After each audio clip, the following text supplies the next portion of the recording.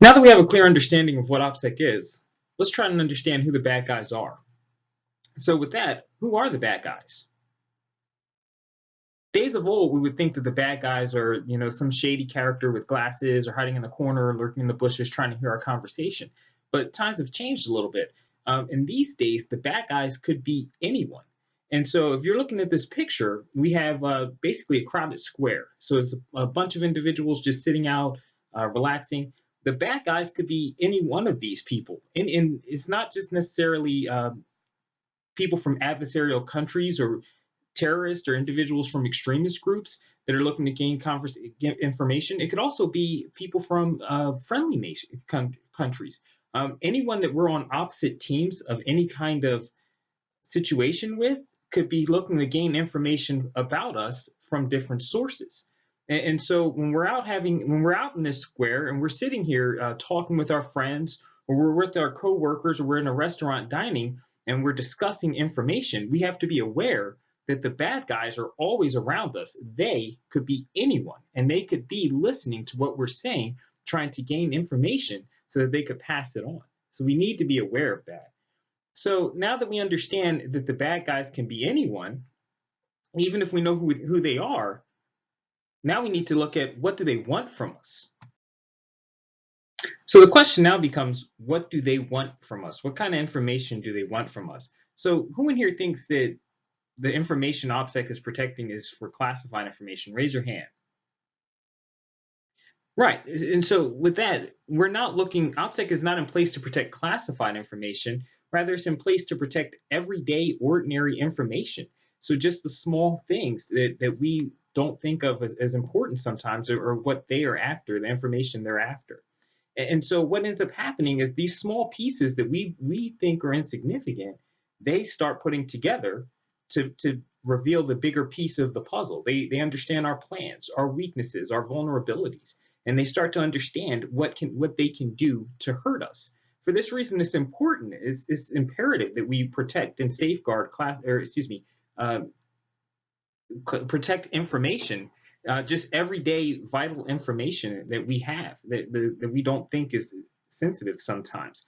One thing to be clear of, it's important, if this is definitely of importance, because if intelligence communities are after this information, they wouldn't be after just regular information if they didn't think if it was important, right? There's no reason why intelligence and communities would go after this information if it wasn't important to them, if it wasn't useful to them. In fact, how much would you say of the information that intelligence communities gather is from unclassified sources?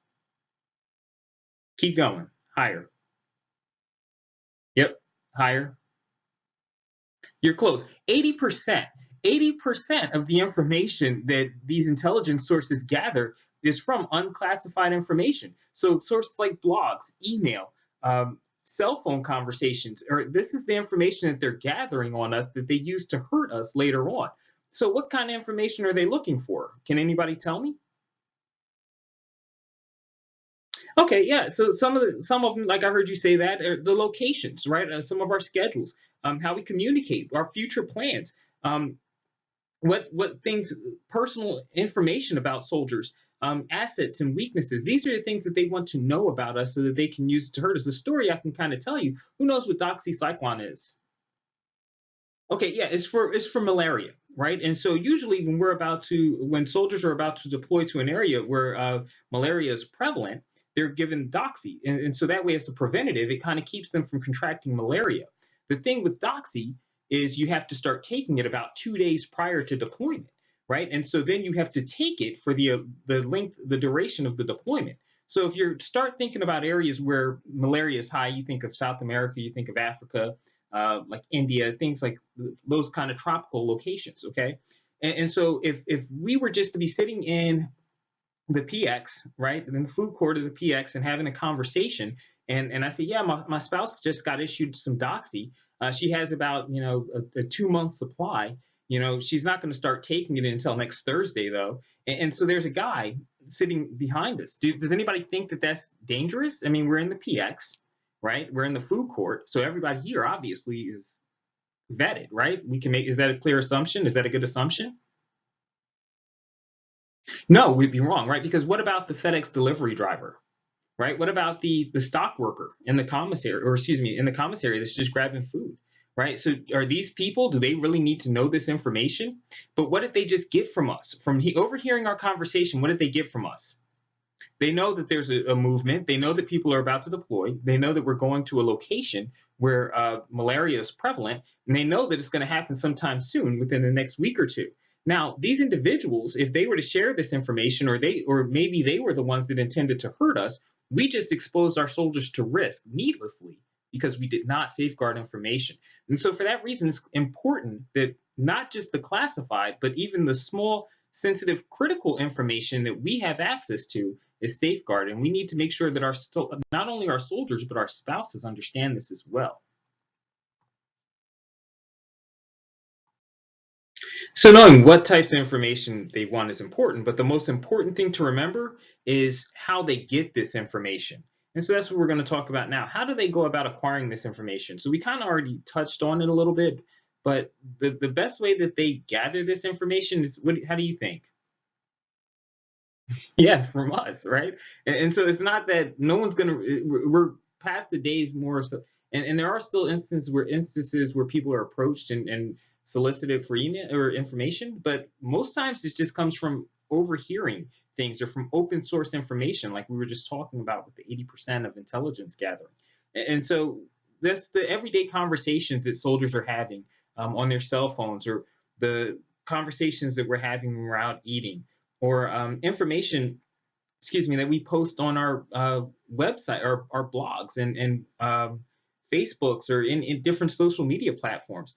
And so I would ask you, how many of you have a cell phone, or smartphone, I should say, right? That's pretty much everybody, unless you're like me, right, that has one of these pretty cool slide phones. But most of us have a smartphone. Have you checked the settings and security settings on your smartphone, or the security settings on your social media accounts? Right, because some of these things, and not only do we give access to our friends, but other people have access to that information, and they can start to learn a lot of things about us. Even me, like I said jokingly about my phone, but I have contacts stored on here. And so if someone were to gain access to my contacts, well, that's information in and of itself, because you can start to put together who's in different units, who you talk to, who you frequently communicate with. And so we have to be careful of this information and safeguard. One of the things that is coming up, and we just saw this in the news recently, is geocaching. Who knows, or excuse me, geotagging. Who knows what that is? Close. You're close. Geotagging is when different sites, right? So Facebook or social media platforms, or in this one, it was a fitness app, tag our coordinates. So when you post things to these sites, they tag you with latitude, longitude. Some of them give altitude, but they give away your position. What was happening was a lot of soldiers, when they're deployed, use these fitness apps, which are really great because they help track your fitness, your miles run, walks, things like that. But what they also do is give out coordinates. And so now everyone knows exactly our locations and where we are. So we have to be aware of this, and we have to be careful of that. And that's what the way you can fix a lot of that is by checking your settings and making sure that you're only giving out the information that you want others to have access to.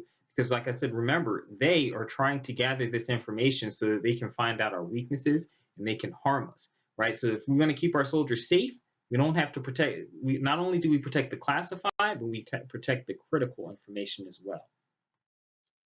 Now that you have an understanding of the who, what, where, why, and how of OPSEC, I think it's clear to understand the when, right? And so the everyday situations where our adversaries gather this information. And because this information can be put together like pieces of a puzzle, and they can do that, you can see how it could take weeks, years, weeks, months, sometimes even years to gather all this information and put it together to harm us. And so with that, we'll move in. We're going to test your overall understanding of OPSEC. And so with that, the question, what's your role in the OPSEC process? Does anyone know? Your overall role in the OPSEC process is to make sure you protect information, right? And so how do we do that? We go about protecting the information by ensuring, first and foremost, ensuring that every soldier, their family has the OPSEC training and understands the OPSEC process and the information. The second thing we do is to coordinate OPSEC training within our units and make sure that we're getting that refresher training so everyone is current of the tactics and the information that the adversaries are using and methods that they're using to gain information from us. The other thing we can do, like I said, protect your information. Make sure your security settings are correct. Like we were talking about on your social media, or up to date and accurate. Your cell phone is protected. Make sure you're not discussing information in open sources and talking about things with people that don't need to hear it. And then the best thing that we can all do is stay alert. Okay, be aware of your surroundings. Know who's there listening to what you're saying and the things that you're talking about, you're discussing. Um, as the slide says, use your OPSEC mindset every day. That should be the first thing. Everything when we think of discussing something, OPSEC should be the first thing that comes to mind.